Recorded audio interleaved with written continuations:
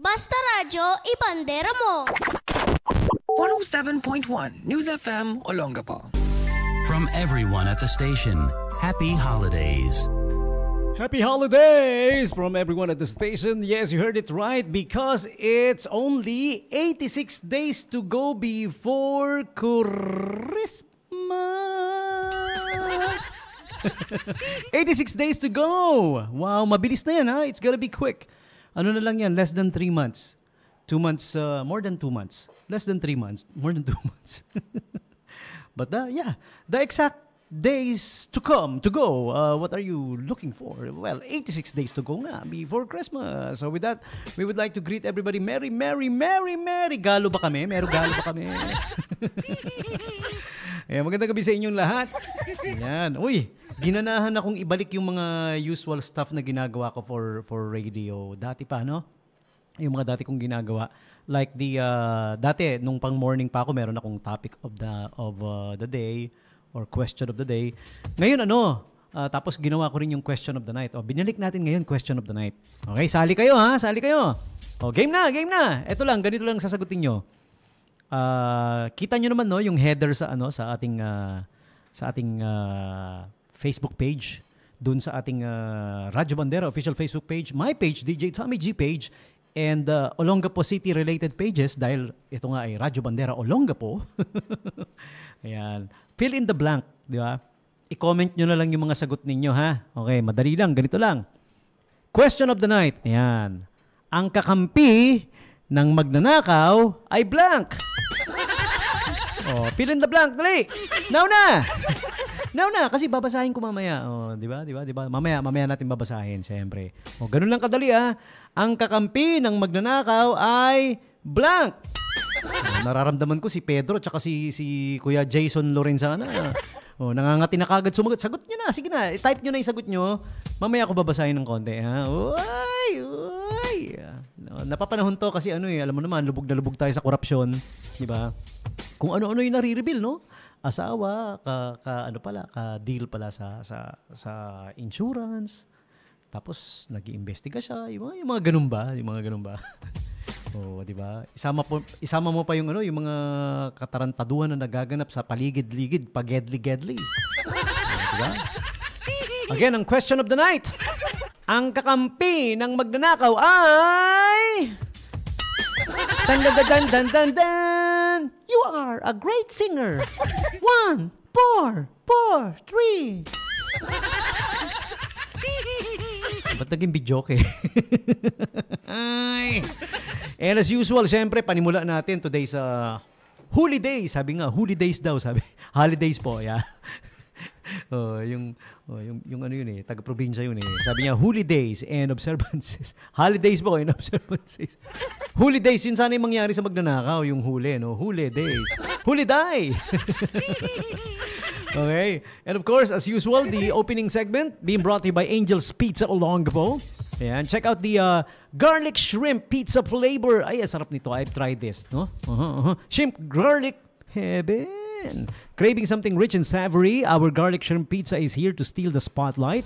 Topped with plump shrimp, loads of garlic, and melty cheese on a golden crust. All right. Starts at only 380 pesos, no? Seafood lovers, this one's for you. Visit Angel's Pizza Olongapo now, number 395, Fendler Street, Rizal Avenue Extension. You may call or text 0927-117-9020. Yan, yung call or text number nila, ha? Okay, so check it out. Garlic shrimp pizza, now available. Try nyo na kung di nyo pa natatry, okay?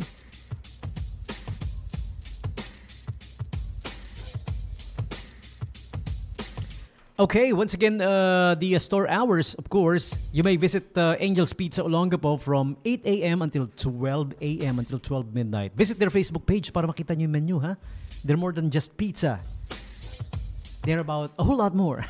O yung mga friend natin dyan sa Angel's Pizza, lalong-lalo na si Ate Kang. Yan. Baka gusto mo sumagot sa question of the night. Dali-dali lang sagutin, no? Ang kakampi ng magnanakaw ay nadapa. Nadapa, buti nga. Mga ganun ba? O, bahala kayo. Ang kakampi ng magnanakaw ay sana'y tubuan ng pigsa sa tumor. Mario Joseph. Oh. Sagot na, dali! Ano ba? Gusto ko na makakita ng mga sagot. Excited na ako. Mas excited pa ako sa inyo. Mabala kayo. Okay. Here we go. Uy, September 30 na, no? Kalain mo, last day na ng Bear Months. Oy, yung mga kaibigan ko, yung mga kasama ko sa sa hosting and MCing industry. Oy, paldong-paldo na. Nakakarami na naman. Yung mga idol natin, sila Ate Lexi Gray. Sila Ate Mara, si Ate L. si Ate Claire. Oh, 'di ba? Mga idol natin yung mga yan. Ang gagaling mag-MC ng mga yan sa mga party si Host Eloy. 'Di ba? Si Kuya Rex Baro Gibara. Oh, may Rex ka na, may Baro ka pa. Yan, sino pa ba? Baka makalimutan ko. Si Kuya Alvin Lazaro, si Kuya Andrew Mar. Kasama rin yan si Ate Balot Pascasio. Nag-MC din yan, syempre. Si Ate Cecil, syempre. Ang talented na Ate Cecil, no? O, kumakanta, tumutulay sa alambre, kumakain ng bubog. Joke lang. Si Ate Chelsea Tan, si Christopher Rom Cristobal. Ayan, ang isa pang idol natin, si Kuya Shego Gandaka. Uy, Ate Shego, pasensya na, hindi. Naku, sorry, may utang pa ako kay Ate Shego. Hindi ko naharap yung yung audio material. Napaka-busy, mama. Pasensya na. Promise. Mamayang gabi maggagawa ako audio production. Baka maisingit ko, ha? Promise. Gagawin talaga kita, promise. Isasama ko ba dun sa gagawin kong audio material yung Shego, ganda ka. Mura na, nauutang pa. Gagawin ko ba yung gano'n? Si Ate Desiree Tan. Ayan. Si Diane Vallar. Kasama rin namin si DJ Kiwi de Los Santos. It's DJ Kiwi. Ayan. Sino pa ba? Si Edzil Almoguera, Elijah de la Cruz, si Kuya Eric Ison. Ayan. Okay? Mga idol natin. And syempre, makakalimutan ko ba si host Johan, si Kuya Yo-Yo. Di ba? Isa yan sa mga sa mga iniidolo ko dahil napaka-pogi. Minsan makikita mo fresh ang dating. Nakakabading. Tsaka kumpletuhin na natin si Jeremy Parcon, si JP Inobay, sino pa ba? Si Kathleen, si Kinea Amber, si Kuya Edals, si Maki Manzano, si Ate Raquel de la Torre, Raslyn Salvatus, tsaka si Ate Trish Monfort. Yan, isa pa sa idol din natin yan, si Ate Trish Monfort. Yan. O, shout out sa inyo ha, yung mga MCs of Olongapo, Subic Bay, Freeport Zone. Oo nga pala, happy birthday ko may dito, may birthday greetings. Hindi kami nang babati. Tinigil na namin yung pambati dahil nilalabasan ng ligaya. Pag binabati. So, greet na lang. Si Ma'am Kathleen, happy birthday sa'yo, ha? May lumpia pa? Lumpia lang, masaya na ako. Saan ba yung bahay ni Ma'am Kathleen? Makapunta nga. O yan, shout out. Kinumpleto ko yung shout out ha. MCs of Olongapo in Subic Bay, Freeport Zone. Ayan. Mabuhay! Alright. Okay, balik na tayo sa Inumpisahan ko na yung holidays and observances. September 30. Kasi ang bilis Ang bilis ang panahon. Gulat lang ako, September 30. Last day na pala for September 30, For September, I mean. Okay. National Day for Truth and Reconciliation. Or they call it the Orange Shirt Day in Canada. Ayan. Canada. May namit akong guy, ganyan i-pronounce yung he's Canadian, pero ang sabi niya, Canada. Oh. Gulat nga ako. And you know what's weird? He's white. He's Caucasian. Sabi niya, I came from Canada. Sabi ko, dude, but why do you pronounce Canada as Canada? Sabi niya, because my nanny is Filipina. Puti, white dude, my accent, Bisaya. My nanny is Filipina. Lumaki sa Pinay. Yung Pinay, kababayan pa ng nanay ko. Yung nanay ko nga, yung werewolf niya, werewolf. Manonood kami ng basketball sa yung PBA. Sabi niya, I shot 3 points. Nakakatawa yung nanay ko. Kaya gusto kong kasama yan eh. Alam mo, manood ng basketball, maggala, yung mga ganyan, mga ganun bagay. Out of the blue. She's funny naturally. Very natural. Takbo, ayan ay werewolf. Tapos yung sa Bisaya, di ba, yung paniniwala, maraming aswang, di ba, sa Capiz. Kapitbahay kasi nila yon, Antique sila eh, no? Malapit lang eh, Capiz, Antique. Kung yung Capiz daw, kilala sa Home of the Manananggal, kahit na Home of the Manananggal daw yun, panis pa rin daw yung mga manananggal sa Capiz sa manananggal nila sa Antique. Panis daw, panis. Alam niyo kung bakit? Di ba yung manananggal nahati sa gitna, di ba? Tapos lilipat-lipat, di ba? Yung manananggal daw nila sa Antique, ang hati lengthwise. Dito sa ulo kalahati. Kaya ang lipad ganun, no? Butterfly stroke or breast stroke ba tawag? May patagilid. Ay. My very funny mommy. What else? Yun, National Day of Truth and Reconciliation. Okay. Diba? Masarap, yung mga kaaway mo, okay naman ang reconciliation, if they will tell the truth, di ba? Okay ako sa ganun na, if you will tell the truth that you've been lying about me, na totoong hindi ako yung magnanakaw, ikaw pala yung magnanakaw. Hindi totoong ako yung toxic, kayo pala yung toxic, tinotoxic nyo ako nung una pa lang, since time immemorial. Okay sa akin yung reconciliation, basta ganyan, di ba? Tapos sabihin, sorry, Tony G, we did you wrong.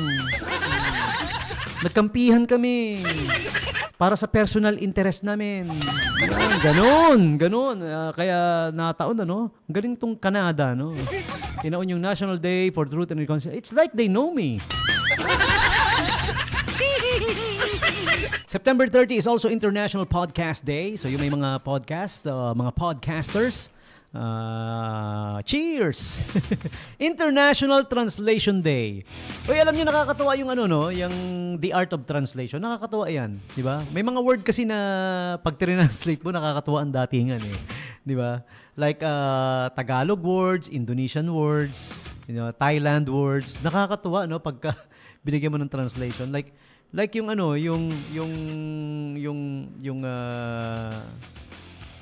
Pastol, ikaw naman. Yung mga words sa ano ba yung language, tawag na language sa Brunei? Bahasa, Bahasa. Ay, hindi pala yung Bahasa. Indian yun, Yung language sa Brunei, kasi I have a teacher dati who went to Brunei to work. So natuto siya ng mga Bruneian words. Closely Brunei Malay yata, parang ganon. Brunei Malay ang language nila. Ang daming hawig sa Pilipinas na word, pero iba meaning. Di ba? Like yung kamay natin, di ba? Kamay sa Tagalog. Sa Brunei, ang kamay is tangan. Di ba? Closely related, kamay, tangan. Di ba? Meron silang word sa utot na nakakatawa, hindi ko pwedeng sabihin.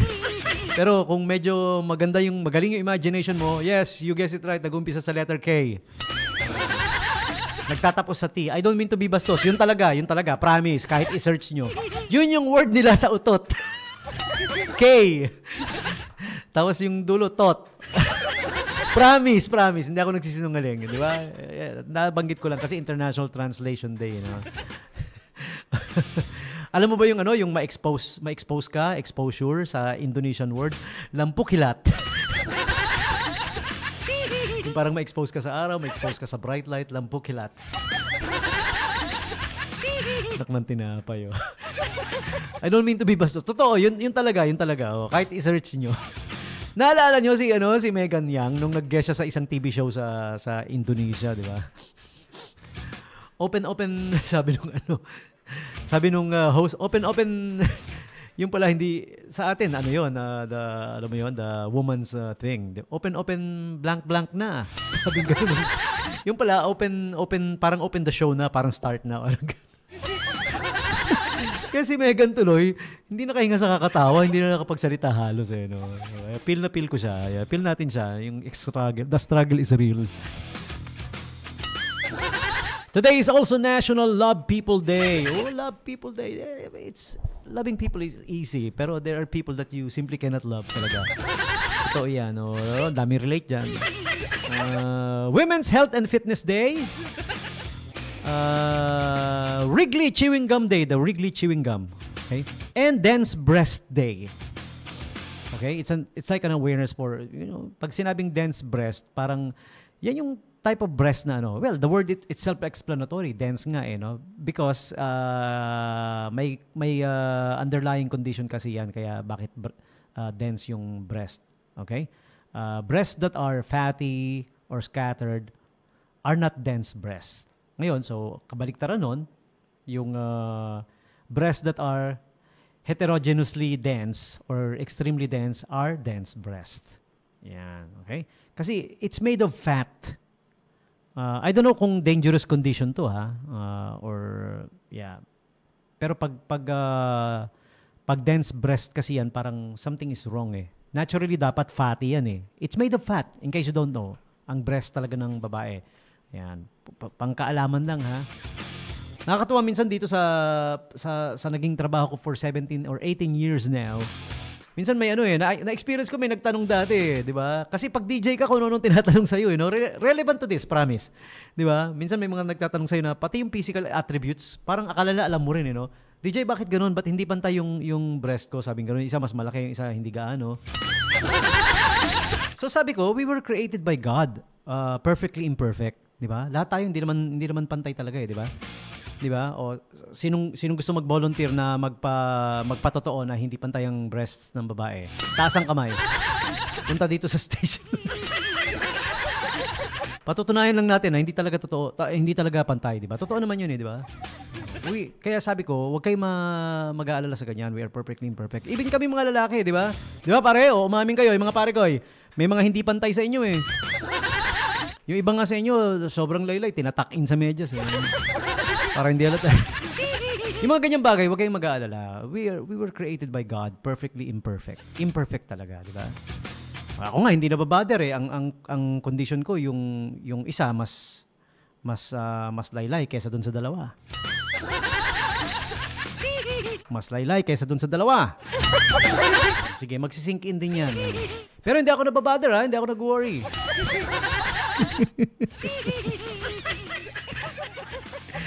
Gets nyo? Gets nyo? Ako rin, na-gets ko.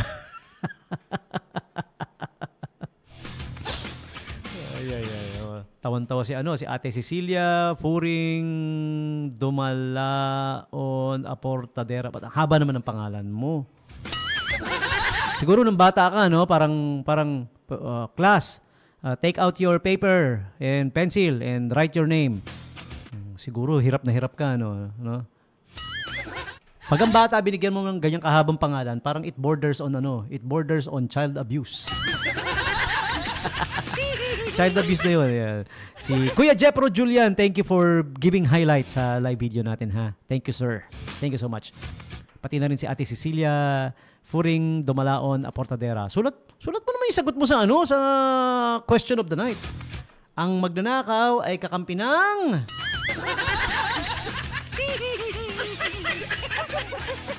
Or ang kakampi ng magnanakaw ay baliktad pala. Ano nga bang karakteristik yon, di ba? Pagka ang kakampi ng magnanakaw ay... Mamaya, sasagutin natin yung mga tanong. Kaya comment na kayo, Now na! Ano pa hinihintay? Bilis! Tapusin na natin yung Tapos na ba? Teka na, wala tuloy ako sa sarili. Tapos na ba yung holidays and observances? To kasi si Cecilia, Furing, Dumalaon, Aportadera, Byuda di Makulangan, Walang Sayad. Kumaba lalo. Meron akong kaibigan dati. Ang pangalan si Susan Kabukiran Di Makulangan Walang Sayad Jr. Gawa ko lang yun. Siya. Okay. Moving on with the holidays and observances pa. Ano pa ba? Wala na, no? Wala na. Okay, wala na. So, those are today's parang kanta yun. Those are today's holidays and observances. Okay, it's past 8 o'clock, no? So, bago natin gawin yung famous birthday segment, we need to take the quick commercial break. It's 8 o'clock. Commercial break muna tayo. Naku, mainit to, mainit. Ang ganda ng topic natin. Meron tayong topic of the night. Tapos meron tayong mga latest news and update. At saka kung anik-anik pa. So, top of the hour break muna. Diyan lang kayo ha. Okay, Alice, we will be back with more. Radyo Bandera, makinig tayo. Radyo Bandera, dahil Latino.